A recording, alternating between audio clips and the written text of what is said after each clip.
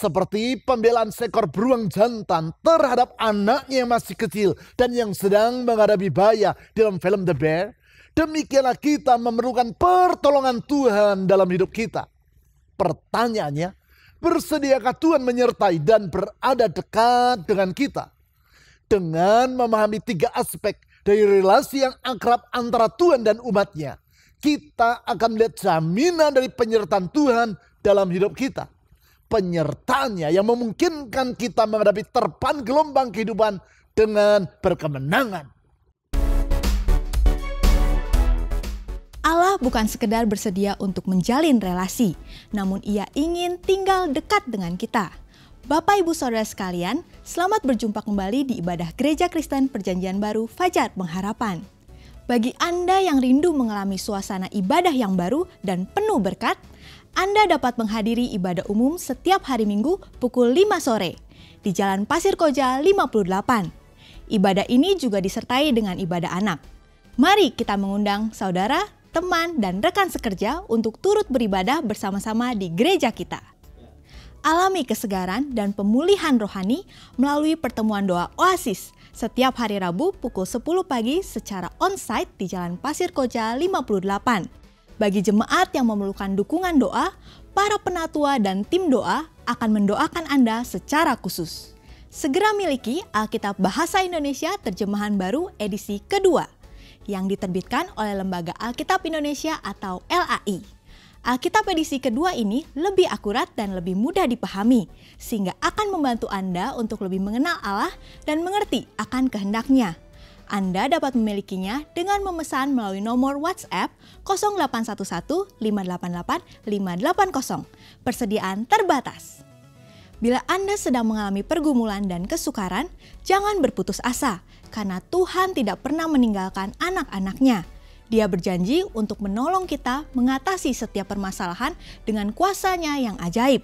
Kirimkan beban doa Anda ke nomor WhatsApp 0811 841 765. Para pendoa gereja kita akan mendukung Anda dengan mendoakan setiap beban dan pergumulan Anda tersebut. Informasi dan pengumuman penting lainnya dapat Anda lihat dan ikuti di bagian menjelang akhir ibadah ini. Selamat beribadah.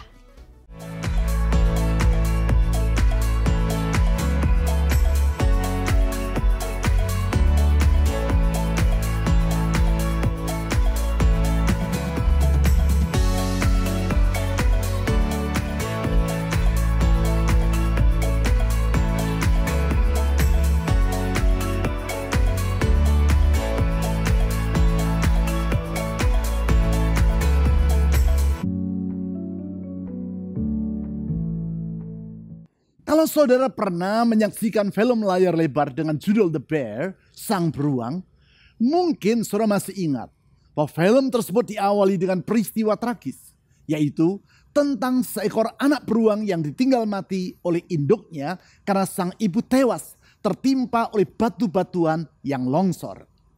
Tanpa asuhan seorang ibu, anak beruang yang masih sangat kecil itu pasti akan menemui ajalnya, karena ia masih belum mampu bertahan hidup di alam yang bebas. Beruntung, ia bertemu dan diadopsi oleh seekor beruang jantan. Sang beruang jantan itu mengajar si anak beruang tadi tentang bagaimana cara mencari makan, menangkap ikan di sungai, dan berbagai keterampilan lainnya agar ia dapat bertahan hidup di alam bebas. Di dalam perjalanan kisah, sang anak beruang ini terpisah dari ayah angkatnya. Setelah ia melewati berbagai kesukaran, diceritakan bahwa sang anak beruang ini dikejar-kejar oleh seekor puma atau singa gunung yang bermaksud untuk memangsa dirinya. Di satu titik, anak beruang ini tidak dapat melarikan dirinya lagi. Dengan merunduk, sang puma mendekati dirinya dan siap untuk menerkam anak beruang tersebut. Di dalam keadaan yang sangat genting itu, anak beruang ini melakukan apa yang pernah ia lihat dikerjakan oleh ayah angkatnya. Ia berdiri pada kedua kakinya dan mengangkat kedua lengannya sambil menggeram untuk mengancam sang puma. Geraman dan ancaman yang sama sekali tidak berarti dari seekor anak beruang yang masih kecil. kamera diarahkan kepada sang puma. Kita melihat wajah si puma betina itu mendadak berubah menjadi penuh dengan ketakutan. Ia berbalik dan langsung lari meninggalkan sang anak beruang. Apakah yang membuat puma itu merasa ketakutan dan melarikan dirinya? Apakah karena ia merasa takut terhadap ancaman dari sang anak beruang yang masih kecil itu? Apakah ia merasa gentar karena mendengar geraman yang tidak berarti dari sang anak beruang tersebut? Kamera kembali diarahkan kepada sang anak beruang. Sekarang kita jadi mengerti mengapa si puma tadi merasa ketakutan dan melarikan dirinya.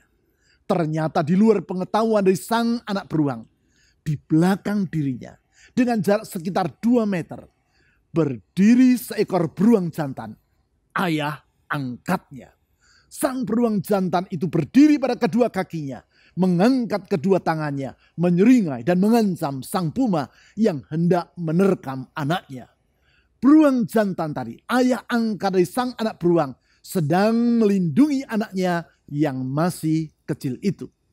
Sebenarnya, sebagaimana sang anak beruang tersebut memerlukan penyertaan dan pembelaan dari ayahnya, demikianlah kita sangat memerlukan penyertaan dan pertolongan dari Allah yang adalah Bapa kita.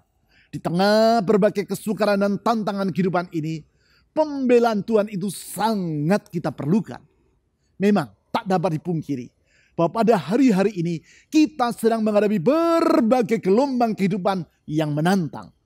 Gelombang kehidupan yang datang menghempas secara silih berganti dan tanpa henti.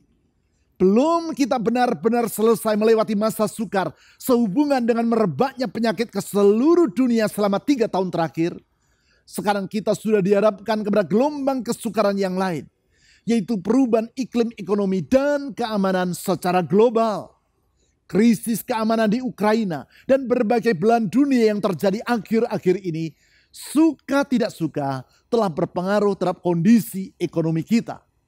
Semua itu hanya merupakan sebagian kecil dari krisis dan perubahan yang sedang terjadi di saat ini. Krisis dan perubahan yang bagaikan seekor puma yang mengancam dan yang akan menerkam sang anak beruang seperti dalam film The Bear yang telah saya ceritakan tadi. Oleh karena itu, betapa kita sangat memerlukan penyertaan dan pertolongan Tuhan yang bagaikan pembelaan dari sang beruang jantan terhadap anaknya. Pertanyaannya sekarang adalah, bersediakah Tuhan menyertai dan menolong umatnya? Berita baik, Tuhan bukan hanya bersedia menyertai dan menolong umatnya. Lebih daripada itu, adalah merupakan keinginan Tuhan untuk menjalin relasi dan tinggal dekat dengan umatnya. Bersedia dan ingin merupakan 2 hal yang tidak sama. Sebagai contoh, saya bersedia untuk diajak berenang. Walaupun mungkin sebenarnya saya tidak ingin pergi berenang. Hanya karena merasa sungkan saja, maka saya bersedia memenuhi undangan untuk pergi berenang tersebut. Tetapi tidak demikian halnya dengan ingin. Apabila saya ingin, maka tanpa harus menunggu diundang, saya sendiri yang akan berusaha untuk pergi berenang. Bahkan saya yang akan mengajak orang itu untuk pergi berenang. Demikianlah Tuhan, bukan sekadar bersedia untuk menjalin relasi dengan kita dan menyertai kita, umatnya. Namun ia ingin menjalin relasi dan tinggal dekat dengan umatnya. Keinginannya ini Tuhan ungkapkan sejak penciptaan umat manusia. Yaitu seperti yang dicatat dalam Kejadian pasal 3. Keinginannya tersebut ia tegaskan kembali sesudah ia membarui alam semesta di zaman akhir. Yaitu seperti yang dicatat dalam Wahyu pasal 21. Bahkan sesungguhnya keinginan Tuhan untuk menjalin relasi yang erat dengan manusia inilah yang menjadi inti dari karya penebusannya di dalam Yesus Kristus di kayu salib 2000 tahun yang silam. Kesediaan dan keinginan Tuhan untuk tinggal dekat dengan umatnya serta menjalin relasi yang akrab dengan kita tersebut sangatlah penting. Sebab relasi dengan Tuhan ini memungkinkan kita untuk menyongsong masa depan tanpa kekhawatiran dan memampukan kita untuk menjalani kehidupan ini dengan tujuan yang terarah serta melewatinya dengan penuh makna alias tidak sia-sia. Kesediaan dan keinginan inilah yang Tuhan tegaskan segera sesudah ia membebaskan umatnya bangsa Israel dari perbudakan di Mesir. Yaitu seperti yang dicatat dalam Keluaran pasal 19 ayat 3 sampai 6. Di dalam ayat-ayat tersebut Tuhan melalui Musa menyampaikan firman-Nya kepada umatnya tentang tujuan dirinya dalam membebaskan mereka dari perbudakan di Mesir serta rencananya untuk masa depan mereka. Untuk melihat semuanya itu, mari kita baca ayat-ayat yang telah saya sebutkan tadi, yaitu Keluaran pasal 19 ayat 3 sampai 6. Ayat 3. Lalu Musa naik menghadap Allah, dan Tuhan berseru dari gunung itu kepadanya, beginilah kau katakan kepada keturunan Yakub, dan kau beritakan kepada orang Israel.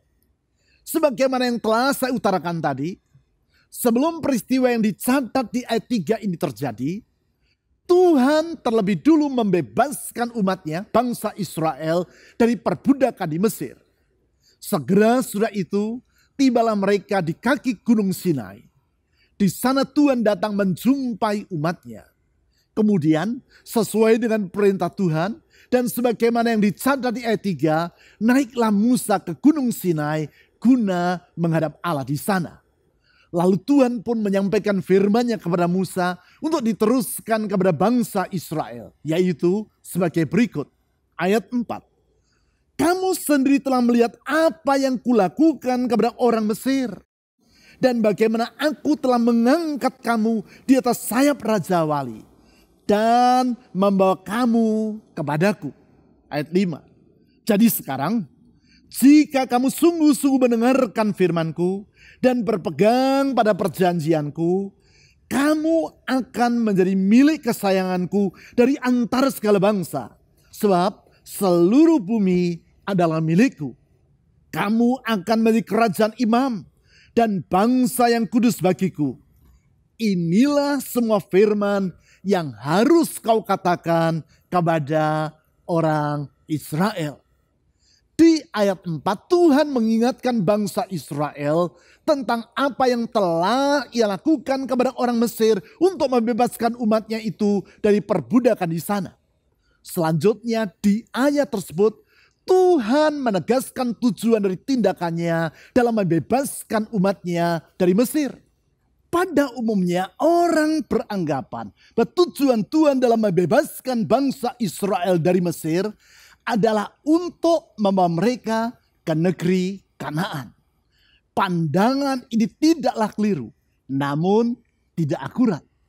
Tidak keliru, sebab memang Tuhan membawa umatnya ke Kanaan, yaitu negeri yang telah Allah janjikan kepada nenek moyang mereka.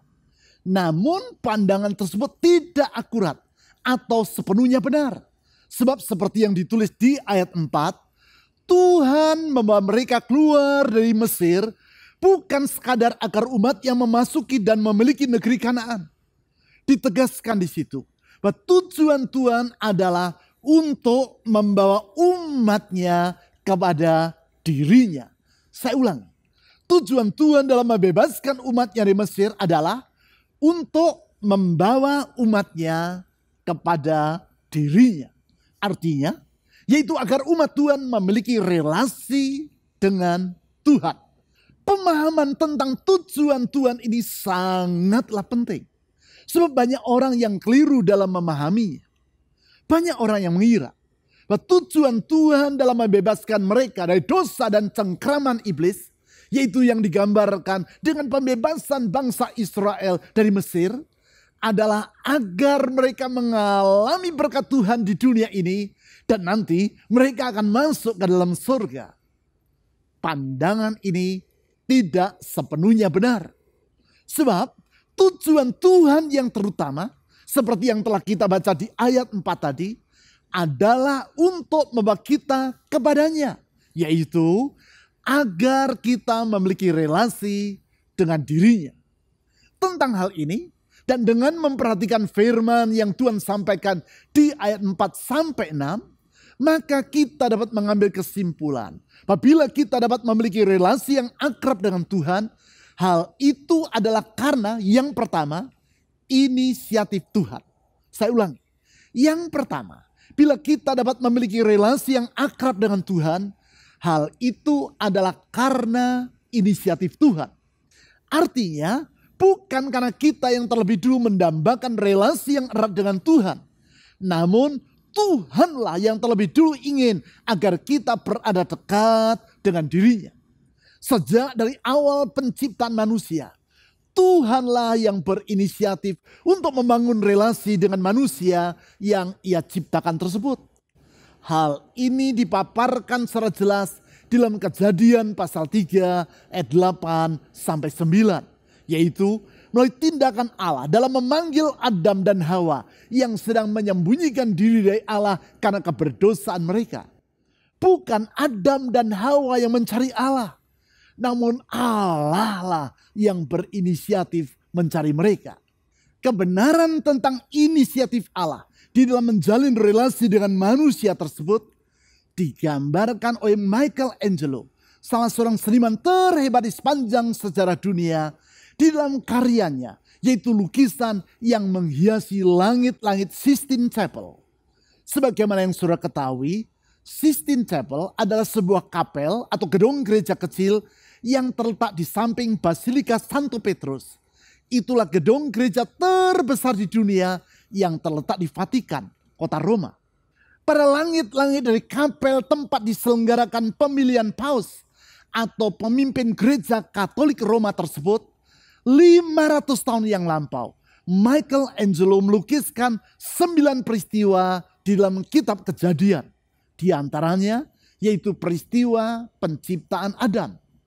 Ia menempatkan lukisan tentang penciptaan Adam tersebut hampir di tengah-tengah dari langit-langit yang berukuran 40 kali 13 meter tersebut. Sehingga seakan-akan peristiwa penciptaan Adam merupakan pusat dari langit-langit kapel tadi. Pada lukisan tersebut, Michelangelo menggambarkan Allah maupun Adam sedang mengulurkan tangan mereka masing-masing dengan jari telunjuk yang terjulur dan yang hampir bersentuhan. Hanya saja apabila Allah nampak sedang bergerak untuk menyentuh jari Adam dengan jari telunjuknya, maka Adam dilukiskan sedang berbaring dengan santai dan tangannya terulur untuk menerima sentuhan dari jari Allah. Perhatikan, Allah yang bergerak untuk menyentuh Adam dan Adam sebagai sang penerima dari sentuhan Allah. Allah yang berinisiatif untuk menyentuh Adam dan Adam sebagai pihak yang menyambut keinginan dari Allah tersebut. Posisi tubuh serta ekspresi tangan Allah dan Adam dalam lukisan ini nampak seperti sederhana saja. Namun sebenarnya di balik semuanya itu terkandung pesan yang sangat penting dan yang sangat sesuai dengan apa yang dituliskan di dalam Alkitab. Pesan tentang kerinduan dan kesediaan Allah untuk menjalin relasi dengan manusia. Allah yang maha mulia, pencipta alam semesta, bersedia untuk berada dekat dengan manusia yang adalah ciptaannya. Itulah wujud dari anugerah Allah. Mengapa anugerah? Sebab bila Allah yang maha mulia berinisiatif untuk menjalin relasi dengan manusia yang adalah ciptaannya, hal itu bukan karena ia membutuhkan relasi tersebut, dan juga bukan karena kita layak untuk berada dekat dengan Tuhan. Bukan. Berulang-ulang saya katakan bahwa Tuhan adalah pribadi yang maha berdaulat. Sehingga ia tidak bergantung pada apapun atau memerlukan siapapun juga. Sehingga kalau Tuhan berinisiatif untuk membawa manusia agar berada dekat dengan dirinya, hal itu bukan karena ia memerlukan kita, namun semata-mata karena anugerahnya. Keinginan dan inisiatif Allah untuk menjalin relasi dengan umatnya itulah yang Tuhan utarakan di dalam Keluaran pasal 19 ayat 4 tadi dengan berkata, bagaimana aku telah mengangkat kamu di atas sayap Raja Wali dan membawa kamu kepadaku. Tuhan yang membawa umatnya datang kepada dirinya. Tuhan yang berinisiatif untuk membawa mereka agar berada dekat dengan dirinya.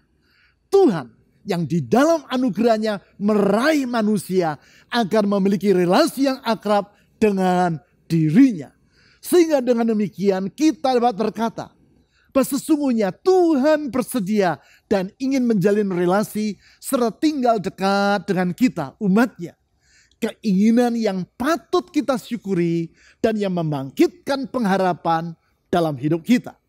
Selanjutnya, yang kedua, bila kita dapat memiliki relasi yang akrab dengan Tuhan, hal itu adalah karena karya Tuhan.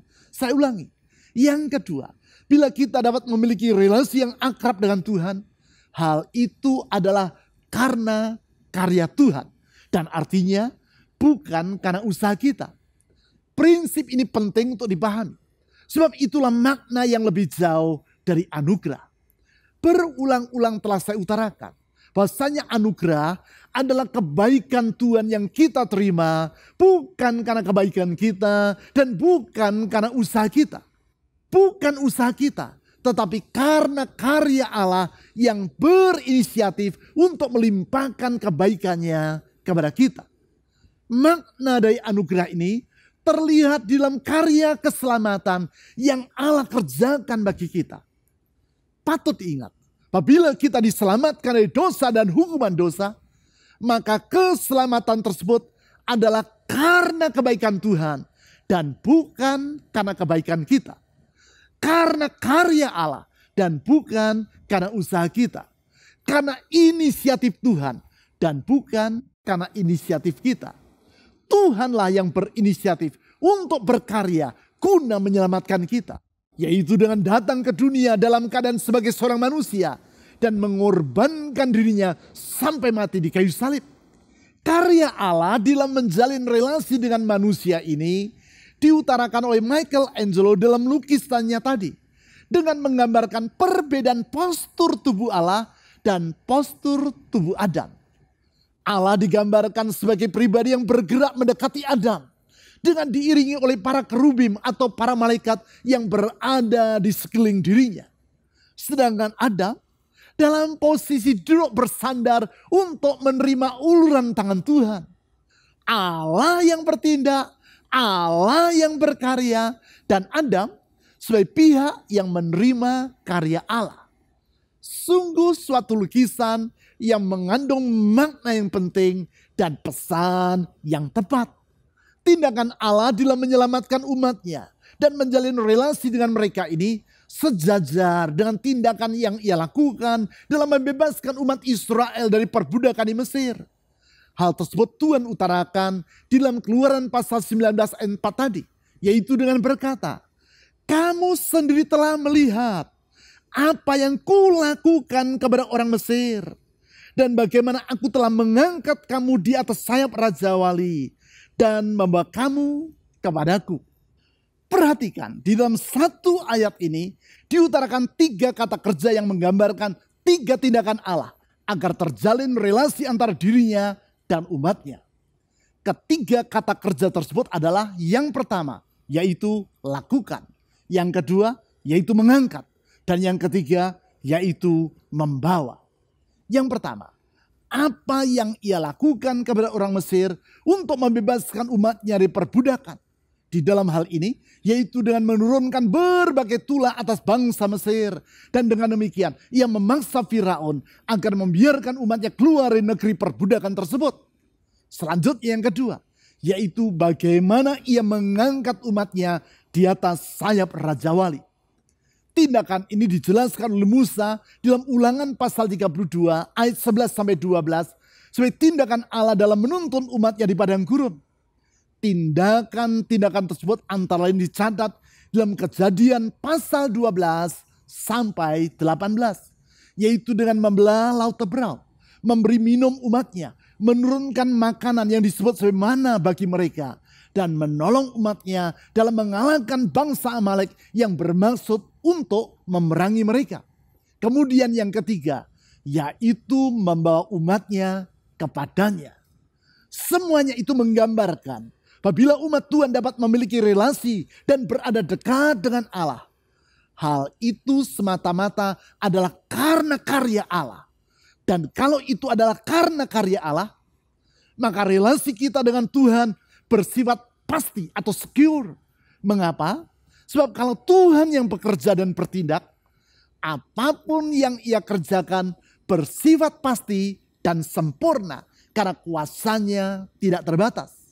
Sedangkan kalau hal tersebut adalah karena usaha kita, maka relasi tadi bersifat tidak pasti. Karena sesungguhnya kemampuan kita adalah terbatas. Karena itu syair lagu yang populer di masa lampau yang berjudul Tuhan tidak cukup menggambarkan secara akurat tentang anugerah Allah dalam relasi antara manusia dengan dirinya. Dalam syair lagu tersebut dikatakan, aku jauh, engkau jauh. Aku dekat, engkau dekat. Hati adalah cermin tempat pahala dosa bertaruh. Kalimat ini berarti apabila kita dapat memiliki relasi dengan Tuhan, maka hal itu adalah karena upaya kita. Dan Tuhan sekadar menanggapi upaya kita tersebut. Apabila kita berupaya untuk mendekat kepadanya, maka Tuhan juga akan mendekat kepada kita. Sebaliknya, bila kita menjauh dari Dia, maka Tuhan juga akan menjauh dari kita. Bila pahala yang kita lakukan lebih besar dari dosa-dosa kita, maka Tuhan akan mendekat kepada kita. Tetapi bila dosa-dosa kita lebih besar daripada pahala yang kita kerjakan, maka Tuhan pun akan menjauh dari kita. Kalau isi dari syair tersebut merupakan kebenaran, maka tidak seorang pun di antara kita yang dapat berada dekat dengan Tuhan. Sebab dalam realitas, kita sebagai manusia berdosa akan berupaya untuk menjauh dari Tuhan dan bukan mendekat kepadanya. Sebaik apapun perbuatan yang kita lakukan, tetap tidak akan mampu menghapus dosa-dosa kita. Sedangkan dosa merupakan penghalang antara diri kita dengan Tuhan. Namun yang benar adalah bahwa Tuhanlah yang bertindak mendekat kepada kita. Bahkan ketika kita berupaya untuk menjauh dari Tuhan, maka Dialah yang bertindak untuk mencari kita. Hal ini sama seperti yang terjadi dengan Adam dan Hawa di Taman Eden. Seperti yang telah saya utarakan secara sepintas tadi. Mereka berupaya menyembunyikan diri dari Allah. Namun Tuhanlah yang mencari dan memanggil mereka. Singkat kata, semuanya itu menegaskan bahwasanya Tuhan bukan hanya bersedia menjalin relasi dengan kita. Namun lebih daripada itu, Dia ingin agar kita berada dekat dengan dirinya. Di dalam keinginannya tersebut, Tuhan berinisiatif dan berkarya untuk membawa kita kepadanya. Sekarang, yang ketiga. Bila kita dapat memiliki relasi yang akrab dengan Tuhan, hal itu tidak terlepas dari tanggapan kita terhadap anugerah Tuhan. Saya ulangi. Yang ketiga. Bila kita dapat memiliki relasi yang akrab dengan Tuhan, hal itu tidak terlepas dari tanggapan kita terhadap anugerah Tuhan. Tanggapan terhadap anugerah Tuhan ini tak boleh diabaikan. Sebab pada dasarnya relasi yang akrab dengan Tuhan merupakan suatu relasi kasih. Bukankah suatu relasi kasih di antara dua pribadi baru akan terjalin apabila kasih dari pribadi yang pertama ditanggapi pula dengan kasih oleh pihak yang kedua? Sebagai contoh, seorang pemuda mengasihi seorang pemudi. Apabila kasih dari sang pemuda ini tidak ditanggapi oleh sang pemudi, maka relasi kasih tidak akan terjalin di antara mereka. Hanya apabila sang pemudi bersedia menerima kasih dari sang pemuda dan balik mengasihi yang bersangkutan, barulah relasi kasih akan terjalin di antara mereka berdua. Dengan kata lain, kasih yang bertepuk sebelah tangan bukanlah suatu relasi kasih. Memang Tuhan mengasihi kita. Dalam kasihnya itu Ia berinisiatif dan berkeinginan untuk menjalin relasi yang akrab dengan kita. Dalam kasihnya itu Ia berkarya untuk membawa kita kepadanya. Namun tidak berhenti sampai di situ. Kita pun harus menyambut kasih Tuhan tersebut dengan iman dan menanggapinya dengan balik mengasihi Dia. Hal itu diutarakan dalam Keluaran pasal 19 ayat 5 sampai 6 yang telah kita baca tadi. Di situ ditulis sebagai berikut. Jadi sekarang, jika kamu sungguh-sungguh mendengarkan firman-Ku dan berpegang pada perjanjian-Ku, maka kamu akan menjadi milik kesayangan-Ku dari antara segala bangsa. Sebab seluruh bumi adalah milik-Ku. Kamu akan menjadi kerajaan imam dan bangsa yang kudus bagi-Ku. Inilah semua firman yang harus kau katakan kepada orang Israel. Perhatikan kata jika dan akan di ayat 5. Kedua kata tersebut, jika dan akan, menunjukkan suatu persyaratan. Sama seperti seorang ayah yang berkata kepada anaknya, jika kamu belajar dengan rajin, maka ayah akan memberi kamu hadiah. Berarti syarat agar sang anak menerima hadiah, ia harus bersedia untuk belajar dengan rajin. Demikian pula apabila umat Tuhan berharap agar mereka menjadi milik kesayangan Tuhan, yaitu seperti yang ditulis di ayat 5. Maka mereka harus menaati firman Tuhan dengan iman dan berpegang di dalam kasih kepada perjanjian yang telah Tuhan buat dengan mereka. Itulah tanggapan yang harus ada pada diri umat Tuhan terhadap anugerah yang Tuhan berikan kepada mereka. Tidaklah mengherankan apabila dalam lukisan penciptaan Adam, karya Michelangelo tadi, dilukiskan tentang jari telunjuk Allah yang terjulur kepada Adam. Sedangkan jari telunjuk Adam malahan terjulur ke bawah. Di antara kedua jari tersebut terdapat jarak yang sempit saja. Agar jarak tersebut terjembatani sehingga jari Allah dan jari manusia saling bersentuhan, maka yang diperlukan adalah kesediaan Adam untuk sedikit mengangkat ujung dari jari telunjuknya. Artinya, apabila Adam bersedia menanggapi uluran kasih Tuhan dengan menyerahkan diri kepada Tuhan dalam iman dan kasih, barulah relasi kasih antara Adam dan Allah akan terjalin. Memang, bila kita dapat memiliki relasi yang akrab dengan Tuhan, hal tersebut bukan karena upaya kita, tetapi karena anugerah Tuhan. Tetapi anugerah tersebut akan menjadi sia-sia kalau kita tidak menanggapinya dengan iman dan kasih kepada Tuhan. Pertanyaannya sekarang adalah, bersediakah saudara menanggapi kasih Allah dalam Yesus Kristus Tuhan kita tersebut dengan iman dan kasih kepadanya? Sebentar, kita akan mengambil bagian dalam perjamuan kudus. Di sana kita akan mengingat kasih Kristus, anugerahnya kepada kita. Namun sebelum itu, saya ingin kembali menegaskan bahwasanya Tuhan adalah pribadi yang bersedia, bahkan ingin berada dekat dengan diri kita. Dia bersedia, bahkan ingin menjalin relasi dengan kita. Untuk itu, Dia telah mengambil inisiatif dengan datang ke dunia sebagai seorang manusia, yaitu dalam Yesus Kristus Tuhan kita. Dia telah berkarya dengan mengorbankan dirinya sampai mati di kayu salib untuk membebaskan kita dari dosa dan hukuman dosa dan untuk memulihkan relasi kita dengan dirinya.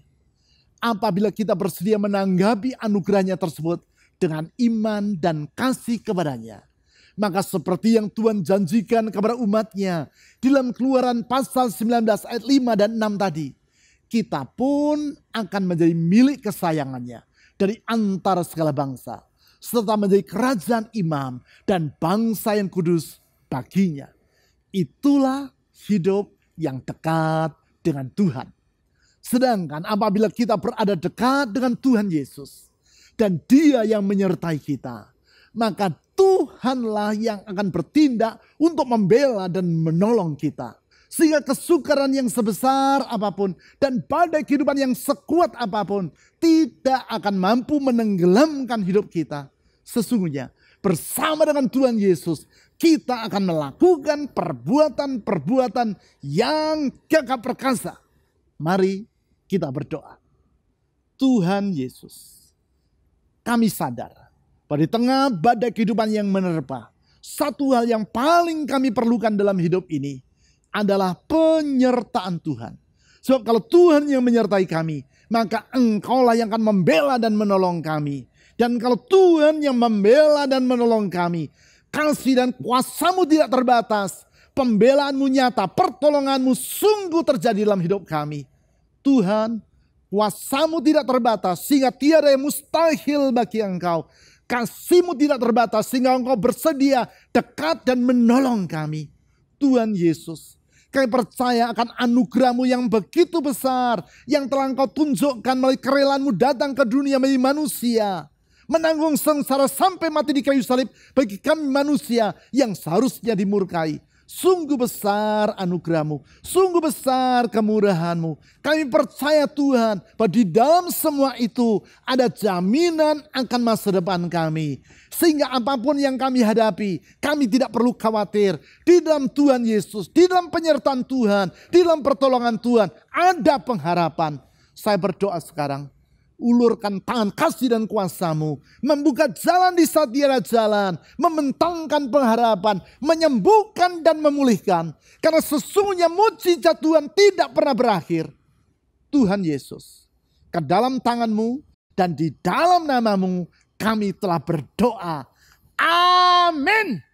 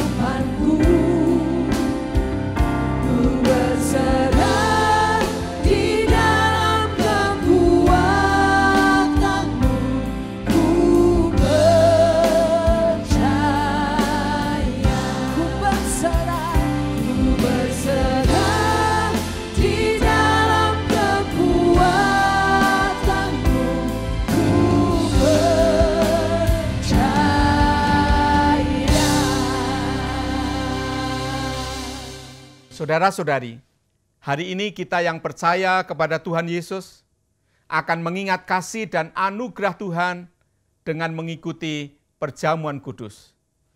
Tuhan Yesus di dalam kasih-Nya kepada umat manusia telah datang ke dunia, menderita sengsara, bahkan sampai mati di kayu salib, supaya setiap orang yang percaya kepada Dia diselamatkan dari dosa dan hukuman dosa. Masa lalu kita yang kelam telah dihapuskan dan Dia membentangkan masa depan kepada kita. Masa depan yang penuh dengan pengharapan bagi setiap kita yang percaya kepada-Nya. Mari kita bersyukur kepada Tuhan. Kami menaikkan pujian dan ucapan syukur kami kepada-Mu ya Tuhan, karena anugerah-Mu di dalam hidup kami. Engkau telah datang ke dunia, menderita sengsara, bahkan sampai mati di kayu salib, untuk menyelamatkan kami manusia yang berdosa. Di dalam anugerah-Mu ya Tuhan, masa lalu kami yang gelap telah dihapuskan dan Engkau memberikan kepada kami masa depan yang indah, masa depan yang cerah. Kami bersyukur kepada-Mu ya Tuhan, di dalam nama Yesus kami berdoa.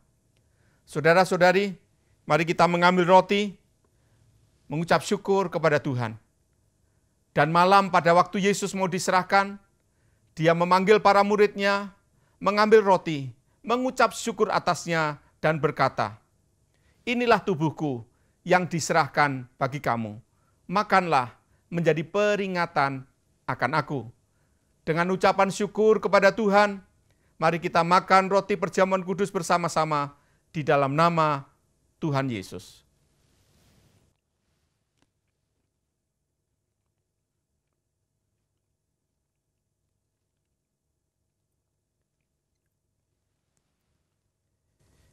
Mari kita mengangkat cawan di tangan kita.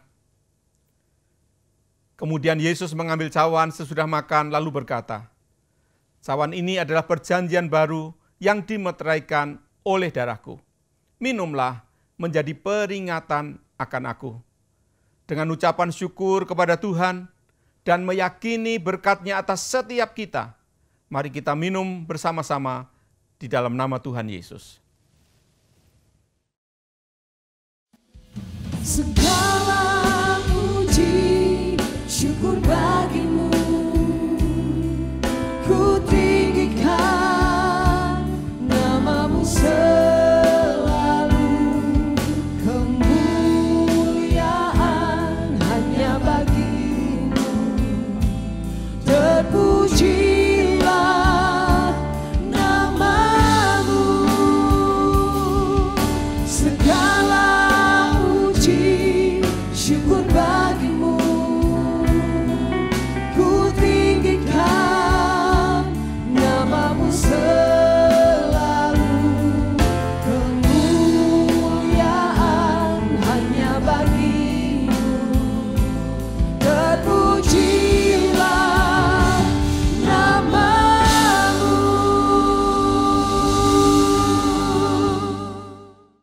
Berikut adalah beberapa informasi dan kegiatan gereja kita yang dapat Anda ikuti.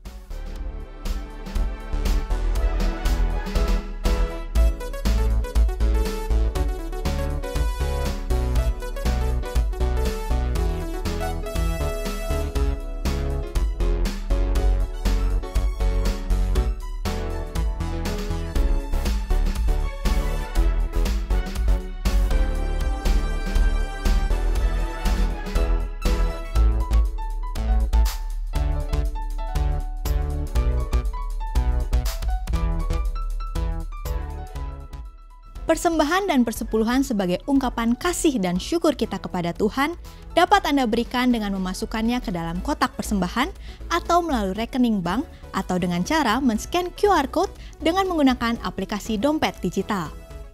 Ibadah online GKPB Fajar Pengharapan dapat Anda ikuti setiap saat mulai hari Sabtu pukul 5 sore melalui YouTube, website, dan aplikasi yang tertera di layar.